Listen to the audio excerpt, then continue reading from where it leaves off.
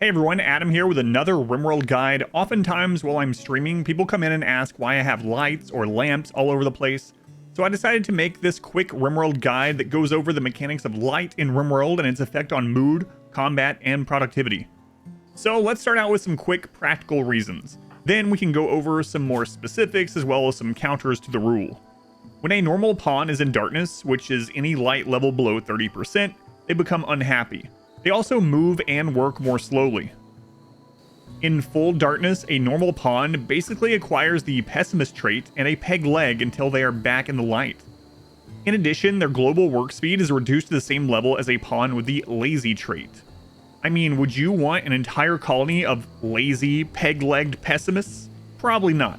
Luckily though, you can prevent all of these by simply placing lights everywhere your pawns visit regularly. In the early game, this can be simply placing a few torches or lamps out in your growing area or where you're mining. Just note that raiders will destroy these if they're not enclosed. In addition, rain can put out torches or campfires, so maybe make a small roof over those. But you don't have to worry about lamps. Rain does not affect those. Only sun lamps will short out in the rain. Later on, you can run an entire grid of lamps, spaced roughly 12 to 13 tiles apart, to ensure that no matter where a pawn travels within your base's footprint, they're not getting any of those debuffs. I have been asked if this is way too power intensive, but thanks to the research change in patch 1.4, not really. Researching efficient lights gives you access to colored lights as well as cuts lamp power consumption in half, meaning a standard lamp only requires 15 watts of power. Now for some quick numbers. Darkness reduces mood by 5 and drops movement speed and global work speed to 80%. Darkness does not impact the movement speed of mechs or animals, however. Put this speed drop into perspective, a colonist can easily outrun a muffalo during the daytime. But in the dark, the muffalo outruns a normal colonist. Another example is the fact that a scyther is just barely faster than a standard pawn in the light, giving you a chance to grab your pawns and run away to safety if you're attacked by them. In the dark with a speed penalty, your head start won't matter as much, and someone's probably going to die. Now I'm going to run through just a couple rapid-fire, frequently asked questions that I get on the topic. Does light level impact accuracy? No, it does not. It doesn't matter if your colonists or the enemies are in light or not. Accuracy itself is unaffected. You do want your shooters to be in the light, but that's due to the mood and movement increases and nothing to do with the accuracy itself.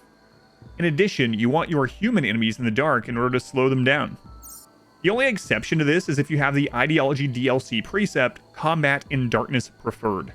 Speaking of Ideology precepts, Darklight Preferred removes all three downsides to Darkness: the mood, the movement, and the work speed penalty. Whereas Combat in Darkness does not remove those three things. Again, it only impacts the accuracy. Does the Biotech DLC gene Dark Vision get rid of any of these downsides? Yeah, it actually does. It gets rid of all three of the downsides, so a great gene if you don't want to put lights everywhere. Does anything else remove the penalties? Oddly, if a pawn has no eyes, or if they are blinded or blindfolded, they're no longer unhappy about being in the dark, nor do they move more slowly. Their work speed is still impacted though. And I think that basically does it. Just remember that unless a pawn has an ideology precept or gene implant that overcomes the darkness, try to make it so they spend as little time in the dark as possible. It's an incredibly cheap way to increase mood, movement speed, and productivity across your colony. If you enjoyed this RimWorld guide to light or it helped you at all, please consider subscribing to the channel, liking the video, leaving a comment down below, and sharing it with others. If you would like to reference a written version of the guide, be sure to head over to my website, adamversuseverything.com/guides. And as always, thank you for watching.